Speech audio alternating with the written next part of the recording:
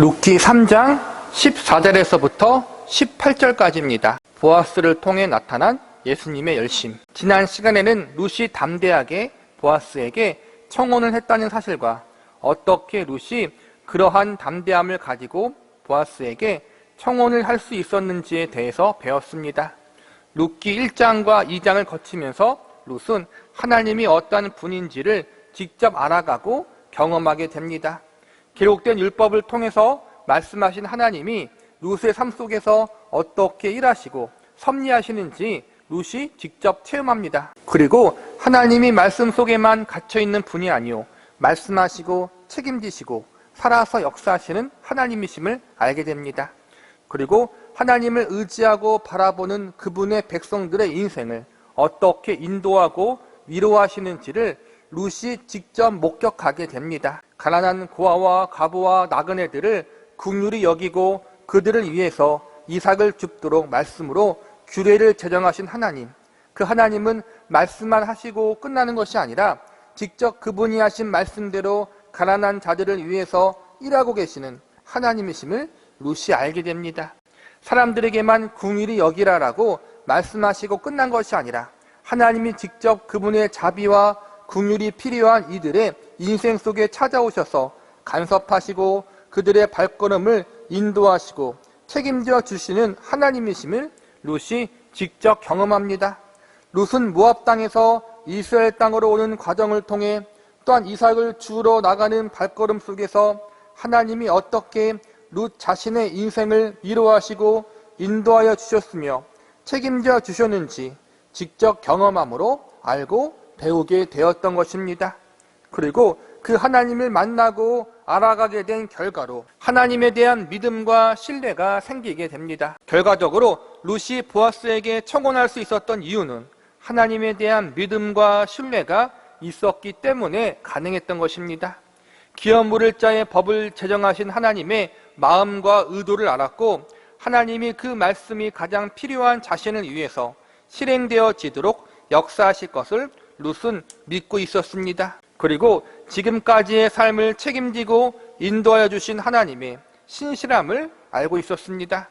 모압 땅에서 자신을 구원하사 약속의 땅으로 인도하신 하나님, 이곳으로 부르시고 굶어 죽지 않고 이삭을 줍도록 은혜를 베푸신 하나님, 그리고 자신의 발걸음을 인도하사 보아스라는 좋은 사람을 만나게 하신 하나님이 그녀의 삶을 붙들고 있고 책임지고 있다는 사실을 믿고 있었던 것입니다. 이처럼 룻은 자신을 하나님의 백성으로 불러주신 하나님의 섭리와 은혜를 믿었으며 담대하게 보아스에게 청혼할 수가 있었던 것입니다. 그 본문은 룻이 보아스에게 청혼을 한 후 보아스의 반응이 어떠했는지에 대한 내용들을 담고 있습니다. 결론적으로 보아스의 반응은 매우 긍정적이었습니다. 본문 16절과 17절을 보시기 바랍니다. 룻이 시어머니에게 가니 그가 이르되 내 딸아 어떻게 되었느냐 하니 룻이 그 사람이 자기에게 행한 것을 다 알리고 이르되 그가 내게 이 보리를 6번 되어주며 이르기를 빈손으로 내 시어머니에게 가지 말라 하더이다 하니라. 룻이 시어머니 나오미에게 가서 룻의 청혼에 긍정적으로 반응한 보아스의 모습에 대해서 이야기합니다. 어떠한 일이 있었고 어떠한 반응들이 있었는지 세세히 말해줍니다. 룻의 이야기를 들은 나오미는 기뻐하며 이제부터 보아스가 룻과의 결혼을 성사시키기 위해서 쉬지 않고 일할 것임을 말하면서 룻을 안심시킵니다. 오늘 본문의 마지막 절인 18절을 보시기 바랍니다. 이에 시어머니가 이르되 내 딸아 이 사건이 어떻게 될지 알기까지 앉아있으라. 그 사람이 오늘 이 일을 성취하기 전에는 쉬지 아니하리라 하니라. 나오미 역시 하나님의 섭리를 신뢰하며 룻과 보아스의 만남이 하나님의 계획이었고 하나님의 이 일을 반드시 이루실 것을 믿는 믿음으로 이러한 이야기를 한 것입니다. 그리고 실제로 보아스는 룻과의 결혼을 성사시키기 위해서 쉬지 않고 그가 할 수 있는 모든 일을 동원하여 열심히 일을 진행하게 됩니다. 보아스가 룻과 결혼하기 위해서 열심을 내었던 모습은 예수님이 우리를 신부로 맞이하기 위하여 일하시는 모습을 상징한다고 볼 수 있습니다. 앞선 시간에 배웠듯이 룻기에서 보아스는 신랑 되시는 예수님을 예표하고 룻은 신부가 되는 교회와 성도를 예표하고 있습니다. 룻과 결혼하기 위한 보아스의 열심은 우리를 구원하시고 우리를 그분의 신부로 삼기 위한 예수님의 열심으로 비유할 수 있습니다. 우리는 오늘 보아스가 룻의 청혼을 성사시키기 위해서 쉬지 않고 열심을 내었던 모습들에 대해 살펴본 후 이 모습을 통해 우리를 향한 예수님의 열심은 어떠했는지에 대해서 공부해보는 시간을 가져보도록 하겠습니다. 첫 번째로 보아스는 룻과의 결혼을 성사시키기 위하여 그가 동원할 수 있는 모든 정당한 방법들을 사용했습니다. 룻의 청혼을 받은 보아스는 젊은 사람을 찾지 않고 나이 많은 보아스 자신을 택한 것을 칭찬합니다. 룻이 보아스에게 청혼한 이유는 그에게 기업 물을 책임이 있기 때문입니다. 룻에게 있어서 기업 물을 책임이 있는 자와 재혼을 한다는 것은 그녀에게도 배우자를 택할 수 있는 선택의 폭이 적어진다는 것을 의미합니다. 그럼에도 불구하고 기업 물을 책임이 있는 나이가 많은 보아스에게 청혼을 한 것은 하나님이 정하신 질서와 법대로 죽은 남편의 기업을 잇기 위해서입니다. 자신이 보기 좋은 대로 아무 젊은 남자와 결혼을 하면 자신은 좋을 수 있지만 남편의 기업, 남편의 집안의 대가 끊기게 되어버립니다. 룻은 이 모든 것을 다 염두에 두고 있었던 것입니다. 자신만 좋은 남자 만나서 행복하게 살면 된다는 이기적인 생각을 하지 않았습니다. 남편의 가문, 남편의 기업을 이어야 한다는 생각과 하나님이 정하신 질서와 법에 어긋나지 않도록 재혼을 해야 한다는 순수한 믿음과 마음을 가지고 보아스에게 청혼한 것입니다. 이러한 룻의 마음을 알았던 보아스는 남편의 기업을 잇기 위하여 노력하는 그녀의 책임 있는 모습과 하나님 앞에서 정당하게 행동한 믿음의 모습이 너무나도 대견스럽고 아름답게 보였습니다. 그래서 다음과 같이 칭찬합니다. 본문 10절 보시기 바랍니다. 그가 이르되 내 딸아 여호와께서 내게 복 주시기를 원하노라. 내가 가난하건 부하건 젊은 자를 따르지 아니하였으니 내가 베푼 인애가 처음보다 나중이 더하도다. 이 칭찬 후 보아스 역시 하나님 앞에 정당한 방법으로 룻의 청혼을 받아들이고 모든 일을 합법적으로 진행하기를 원합니다. 본문 13절을 보시기 바랍니다. 이 밤에 여기서 머무르라.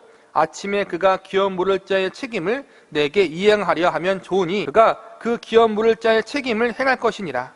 만일 그가 기업 물을 자의 책임을 내게 이행하기를 기뻐하지 아니하면 여호와께서 살아계심을 두고 맹세하노니 내가 기업 물을 자의 책임을 내게 이행하리라. 아침까지 누워 있을지니라 하는지라.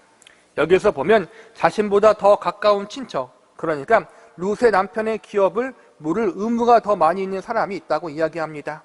원칙적으로 하면 그 사람이 보아스보다 더 가까운 친척이기 때문에 그 사람에게 기업 물을 우선순위가 있다는 것입니다. 만약 우선순위가 있는 그 사람이 기업을 물으지 않으면 자신이 반드시 책임지겠다고 약속합니다. 우선순위에 있는 그 사람이 거절하면 보아스가 그 다음으로 책임을 다하겠다는 내용이 겉으로 보면 소극적으로 보일 수 있습니다. 그런데 이 내용 뒤에 나오는 룻기 4장을 보면 보아스가 기업 물을 우선순위가 있는 사람의 반응을 지켜보기만 하는 소극적인 태도로 있지 않고 모든 사람들 앞에서 자신이 모든 손해를 감수하면서 적극적으로 룻과 결혼하고 그의 남편의 기업을 물으겠다고 이야기하는 모습이 나옵니다. 그러니까 13절의 내용에서 보아스가 기업 물을 자의 우선순위를 언급한 것은 정당하고 합법적인 절차에 대해서 알려주고 있는 것으로 볼 수 있습니다. 보아스는 인간의 감정과 방법을 우선시하지 않고 하나님이 정하신 법과 질서에 부합한 절차와 과정을 지키기를 원했습니다. 자신이 룻과 결혼을 함에 있어서 요령을 피우거나 꼼수를 쓰지 않겠다는 것입니다. 쉽게 이야기하면 그냥 바로 사고치고 잠자리를 같이 하면 자신과 룻의 혼인이 자연스럽게 이루어질 수 있겠지만 그것은 하나님이 정하신 질서와 규범에 합당하지 않은 것이기에 그리고 그것이 자신들을 비롯해 모든 사람들에게 덕스럽지 못하기 때문에 그렇게 하지 않겠다는 것입니다. 자신이 룻을 아내로 맞이함에 있어서 하나님 앞에 사람 앞에 부끄럽지 않도록 하나님이 정하신 정당한 절차와 과정을 정식적으로 통과하겠다는 것입니다. 하나님이 보실 때 가장 합당한 방법으로 또한 주변 사람들이 볼 때 가장 덕스러운 방법을 거치겠다는 것입니다. 보아스의 이러한 모습은 한편으로 보아스와 룻의 결혼 생활이 다른 사람들이 뒤에서 수군수군 대하지 못하도록, 다른 사람의 입에 잘못되게 오르락 내리락 하지 않도록 하기 위한 보아스의 매우 책임감 있는 행동이라고 할 수 있습니다. 고대 중동 사회에서 여자는 사회적인 약자였습니다.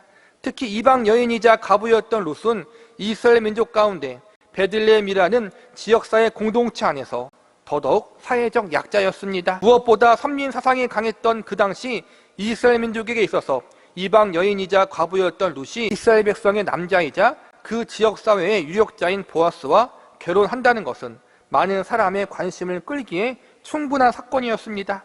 쉽게 이야기해서 남의 입에 여러 가지 소문들이 오르락 내리락 할 수 있는 큰 이슈적 사건이었다는 것입니다. 이러한 상황에서 많은 사람들이 왜 유력자인 보아스가 이방 여인이자 과부인 룻과 결혼을 하게 되었는가라는 이유에 대한 추측적 소문이 많은 사람들에게 회자되었을 것입니다. 그러한 소문 중 룻이 보아스를 유혹해서 사고를 쳤다라는 내용이 분명히 있을 수 있습니다.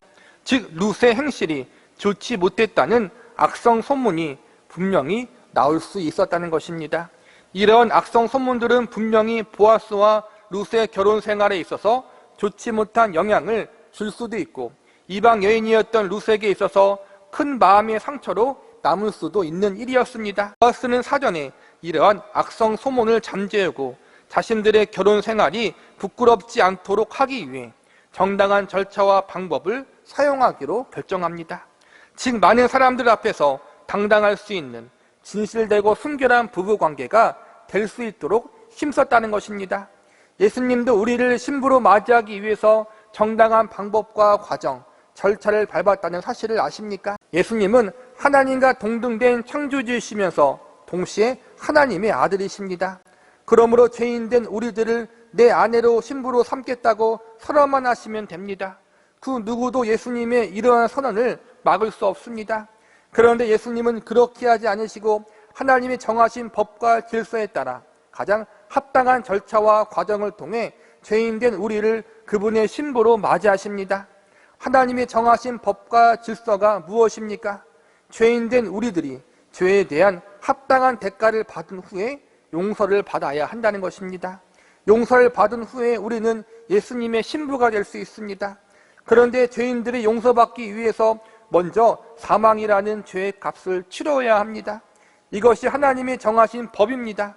예수님은 우리를 대신해서 그분의 생명을 십자가 상에서 내어놓으셨습니다. 우리를 신부로 맞이하기 위해서 우리가 가진 죄의 대가를 예수님의 생명으로 대신하여 치르신 것입니다. 예수님이 치르신 생명의 값으로 우리는 죄인의 신분에서 의인이 되었고 당당히 예수님의 신부가 될 수 있게 되었습니다. 예수님이 우리를 정식 절차, 합법적인 과정을 통해 우리를 구속하시고 구원하신 것입니다. 예수 그리스도의 십자가는 하나님의 사랑과 공의를 완전하게 충족시키고 있습니다. 죄와 사망, 마귀의 반론할 여지가 없습니다. 다시 정리하자면 예수님이 그분의 생명을 주심으로 정당한 방법과 과정을 통해 우리를 그분의 신부로 삼으신 것입니다.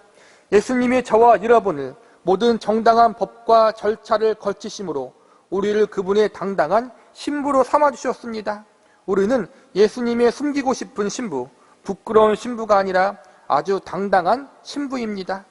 예수님이 나를 그분의 생명을 주시면서까지 소중하고 존귀한 신부로 삼으셨다.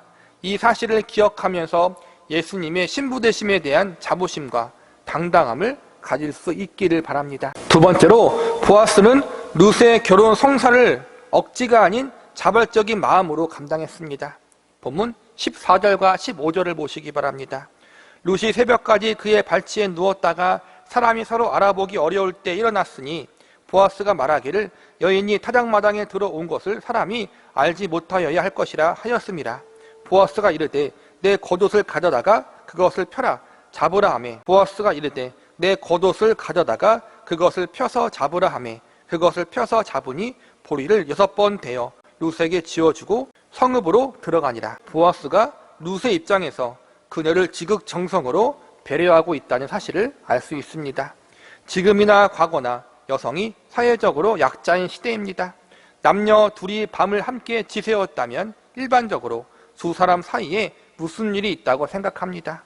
그리고 사실보다 더 부풀려진 안 좋은 소문들이 사람들의 사이에 퍼지게 되고 그 피해는 대부분 여성 쪽에서 더 많이 받게 됩니다. 보아스는 하나님 앞에서 개인의 양심에 있어서 부끄러운 행동을 하지 않았습니다.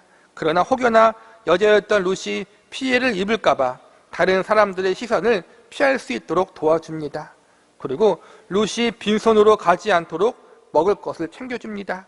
먹을 것을 챙겨주는 것은 룻뿐만 아니라 룻에 대한 소식을 기다릴 시어머니인 나오미를 배려한 보아스의 세심한 행동이었다고 생각합니다.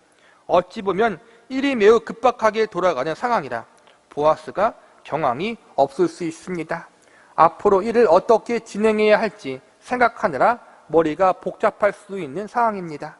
그런데 이 상황 속에서 곡식을 챙겨주면서 시어머니에게 갖다 주라고 보아스가 말한 것은 지금 이 모든 상황을 매우 진지하게 받아들이고 있으며 당황하지 않고 있으며 앞으로 어떻게 해야 할지 이성적으로 잘 생각하고 계획하고 있다는 것을 보여주는 모습이라고 생각합니다. 그리고 룻의 청혼에 대한 일이 어떻게 될지 걱정하는 나오미에게 안심하세요. 제가 알아서 잘 하겠습니다. 라는 일종의 사인을 준 것으로 볼 수 있습니다. 이런 모습 속에서 보아스가 룻과 나오미를 세심하게 배려하고 챙기고 있다는 것을 목격할 수 있습니다. 이렇게 두 여인을 챙기고 배려하는 이유가 무엇 때문이겠습니까? 물론 보아스의 인성과 성품이 좋았기 때문이기도 하지만 그만큼 보아스가 룻에게 마음이 있었다는 것을 보여주고 있는 것입니다. 아내가 고우면 처갓집 말뚝 보고 절한다는 우리나라 옛말이 있습니다. 룻이 좋으니 보아스가 나오미까지 생각하고 챙기는 것입니다. 그만큼 보아스가 억지로가 아니라 자발적인 마음으로 기쁜 마음으로 룻의 청혼을 받아들이고 그녀를 아내 삼기 위하여 일을 진행했다는 사실을 알 수 있습니다. 우리 예수님도 마찬가지입니다. 예수님이 우리를 그분의 신부로 삼기 위해 행하신 일은 억지가 아니었습니다. 하나님이 시키니까 하기 싫은 일을 할 수 없이 행한 것이 아니라는 것입니다.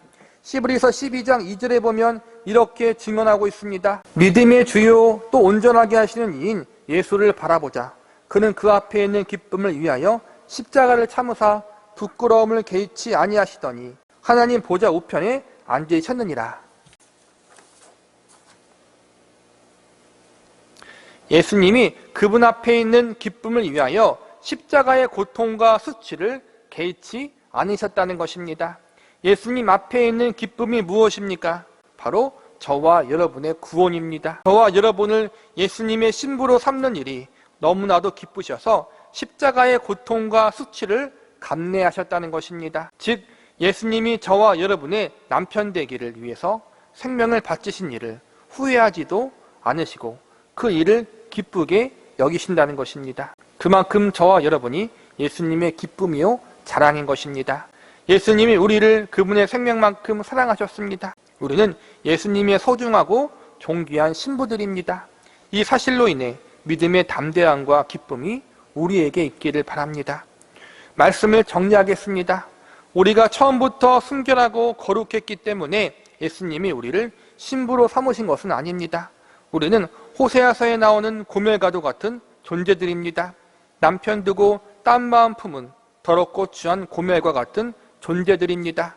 그러나 예수님이 고멜과도 같은 우리들을 그분의 생명을 바쳐 사랑해 주셨습니다. 우리는 이처럼 지극히 크고 놀라운 예수님의 사랑을 받은 존재들입니다. 그러므로 그 사랑에 합당하게 응답해야 합니다. 그 응답은 다른 것에 있지 않고 우리도 신랑 되시는 예수님을 사랑하는 것입니다. 그분이 목숨을 바쳐 사랑했듯이 우리 역시 우리의 생명을 다해 그분을 사랑해야 합니다. 그래서 예수님이 복음서에서 성경에서 제일 되는 계명이 마음을 다하고 목숨을 다하고 뜻을 다하여 주 너의 하나님을 사랑하라 임을 알려주셨습니다. 사실 이 말씀은 예수님이 새롭게 하신 말씀이 아니라 이미 구약에 기록된 말씀이었습니다. 신명기 6장 4절과 5절에 보면 이렇게 나와 있습니다. 이스라엘아 들으라. 우리 하나님 여호와는 오직 유일한 여호와시니 너는 마음을 다하고 뜻을 다하고 힘을 다해 내 하나님 여호와를 사랑하라. 여기서 보니까 하나님 여호와는 오직 유일한 여호와시니 마음과 뜻과 힘을 다해 하나님 여호와를 사랑해야 한다라고 가르치고 있습니다. 다시 말하자면 하나님만이 우리의 사랑을 받으셔야 하는 유일한 분이라는 것입니다. 왜냐하면 하나님도 모든 피조물들 중에 우리만을 사랑하셨기 때문입니다. 하나님이 인간 외에 다른 피조물들을 사랑하셨다고 성경은 기록하고 있지 않습니다. 예수님의 신부로 삼으신 피조물은 인간 외에 존재하지 않습니다.